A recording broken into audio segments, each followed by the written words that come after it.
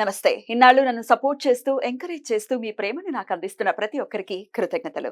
అలాగే ఈ వీడియో కూడా ఖచ్చితంగా మీకు ఉపయోగపడుతుంది. లైక్, షేర్ అండ్ సబ్స్క్రైబ్ చేసి మీ సపోర్ట్‌ని నాకు అందించండి. అలాగే ఈ వీడియో పట్ల మీకున్న అభిప్రాయాన్ని కామెంట్ సెక్షన్‌లో కామెంట్ చేసి తెలియజేయండి. ఇప్పుడు వీడియోని చూద్దాం. నమస్తే. Welcome to our channel. నేను పద్మిని. ప్రస్తుతం మనతో పాటు ప్రముఖ ఆధ్యాత్మికవేత్త, వాస్తు జ్యోతిష పండితులు, లలిత ఉపాసకులు, వాస్తు జ్యోతిష శిక్షణ నిపుణులు బ్రహ్మశ్రీ నానాజీ పట్నాయక్ గారు మనతో పాటు ఉన్నారు. మాట్లాడతాం. సార్ నమస్తే సార్. శ్రీమాత్రే నమః. సార్, రేపు మంగళవారం ఆశ్లేష నక్షత్రంతో కూడినటువంటి మంగళవారం, అలాగే పంచమి, షష్ఠి రెండు కలిసి ఉన్న రోజున స్కంద షష్ఠి జరుపుకోవడం అనేది ఆనవాయితీ. సో రేపు డెఫినెట్ గా మహిమాన్వితమైనటువంటి రోజు అని ఖచ్చితంగా చెప్పుకోవచ్చు. మరి రేపటి రోజున ఎట్లాంటి ప్రాబ్లమ్స్ ని అధిగమించడం కోసం ఎలా వినియోగించుకోవచ్చు ఈ రోజుని? సర్వసాధారణంగా ఉదయం పూట గనక షష్ఠి తిథి ఉంటే ఉదయం పూట చేసుకుంటారు. కొంతమంది సాయంత్రం పూట వస్తుంది కాబట్టి షష్ఠి తిథి మంగళవారంతో కూడినటువంటి షష్ఠి ఏమిస్తుంది మనకి అంటే, చూడండి అమ్మా, ప్రతి మనిషికి కావాల్సింది ఏమిటి అంటే శక్తి కావాలి, ఎనర్జీ. ఎనర్జీని ఇచ్చేటువంటి దేవతా స్వరూపం ఎవరైతే ఉన్నారో ఆయన స్కందుడు. అయితే ఎటువంటి ఎనర్జీ వస్తుంది, ఎలా వస్తుంది అంటే శాస్త్రాల్లో మీకు స్కంద పురాణంలో కానీ వీటన్నిటిలో మనం చూడండి, ఎవరికైనా ఏదైనా ఒక పూజ అంటే ఆ భగవత్ అనుగ్రహం మనకు కావాలి అంటే మనం ఏం చేస్తాం, చక్కగా విగ్రహము పటము పెట్టుకొని అష్టోత్తరాలు చదువుకొని దీపం వెలిగించి ధూప దీప నైవేద్యాలు అవన్నీ కూడా పంచోపచారాలు, షోడశోపచారాలు, 64 ఉపచారాలు చేస్తాం మనం. కానీ స్కందుడు దగ్గరికి వచ్చేసరికి ఉన్న గొప్పతనం ఏమిటంటే కేవలం దర్శన మాత్రమే శక్తినిస్తాడట. ఆయన చూస్తేనే చూస్తే అనుగ్రహించేస్తాడట.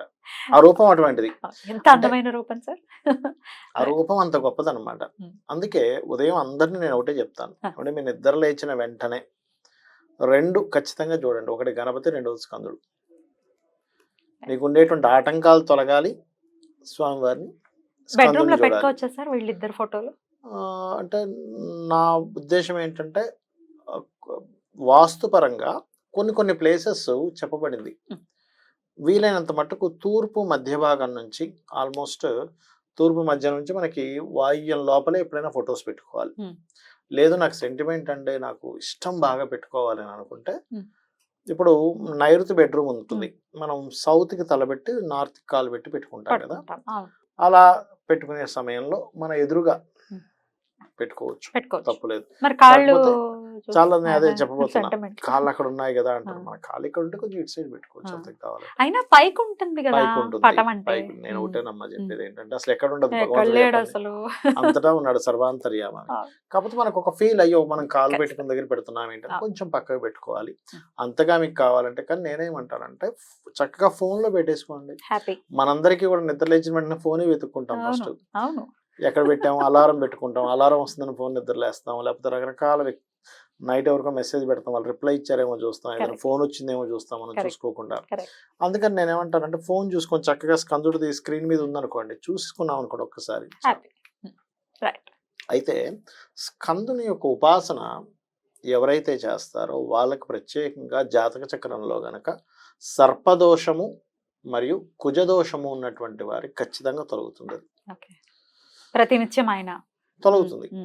చాలా మంది ఏమంటారంటే, ఏమండి మరి కేవలం మరి ఇంత పెద్ద ఎంతో కర్మ, బ్యాడ్ కర్మ చేస్తే వచ్చేటువంటివి కేవలం ఉపాసన ద్వారా ఎలా పోవచ్చు అంటే, విశ్వంలో కొన్ని విషయాలకి అంత శక్తి ఉంటుంది, కొన్ని ఎగ్జామ్షన్స్ ఉంటాయి. ఎట్లా అంటే ఇప్పుడు ఈ రూమ్ అంతా బియ్యం బస్తాలతో నింపేయాలనుకోండి, ఉదాహరణకి ఒక 100 బియ్యం బస్తాలు పడతాయి.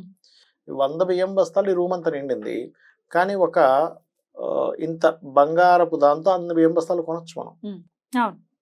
అదేంటండి అన్ని బియ్యం బస్తాలు ఇంత దానికి ఎలా ఇస్తారంటే దీనికి ఉన్న వాల్యూ అలాంటిది, సుబ్రహ్మణ్యుడుకున్న వాల్యూ అలాంటిది, పవర్ అలాంటిది. ఇక్కడ ఫిక్స్ అయ్యేటట్టు చెప్పారు. అంతే కదా, దీనికున్న పవర్, దీనికున్న ఎనర్జీ, దీనికున్న శక్తి, దీనికున్న వాల్యూ అలాంటిది, అంత దాన్ని ఇస్తుంది. అద్భుతం సార్. ఓకే, ఉపాసన అంటే మరి ఎట్లా చేయాలి అంటే, ఎప్పుడు కూడా సుబ్రహ్మణ్యేశ్వర స్వామి ఆరాధన 2 రకాల వస్త్రాలు చెప్పారు. ఒకటి గ్రీన్ గాని లేదా మీరు రెడ్ కలర్ కానీ వేసుకోవచ్చు అని చెప్తుంది శాస్త్రం. మీరు ఎనీ సుబ్రహ్మణ్యేశ్వర స్వామి ఆలయాలకి ఒక 500 సంవత్సరాల క్రితం ఉన్నటువంటి కొన్ని ఆలయాలు ఉన్నాయి, అక్కడికి వెళ్తే వాళ్ళు గ్రీన్ కలర్ వస్త్రాలు వేసుకుంటారు దీక్ష తీసుకునేటప్పుడు కానీ ఏదైనా కానీ. కొంతమంది ఎరుపు రంగు కూడా వాడతారు, తప్పేం లేదు. అయితే ఇందులో ఎర్రటి పుష్పాలతో మన స్వామి. కుంకుమతో ఉమ్. స్వామివారిని అర్చించడము ఉమ్. చేయాలి. ముఖ్యంగా ఉమ్. స్కంద ఉపాసన చేసేటప్పుడు ఎవరైనా సరే గుర్తుపెట్టుకోవాల్సింది ఏంటంటే, దీన్ని కొంతమంది కొన్ని ప్రాంతాల్లో అయితే మనం ఆంజనేయ స్వామి, అయ్యప్ప స్వామి దీక్షలు ఎట్లా తీసుకుంటామో స్కందుడి యొక్క దీక్ష కూడా తీసుకుంటారు. 41 రోజులు 40 రోజులు తీసుకుంటారు. అంటే ఏమీ లేదు, ఆ దేవతని ఉపాసిస్తున్నాం అంతకాలం. ఉపాసించినందుకు మీకు ఒక ఎనర్జీ వస్తుంది. మీకు వచ్చినటువంటి ఎనర్జీ ఏదైతే ఉందో మీ గ్రహస్థితి రీత్యా కావచ్చు, మీకు ఉండేటువంటి వాతావరణాన్ని, పరిస్థితుల్ని అది రక్షిస్తుంది. రైట్.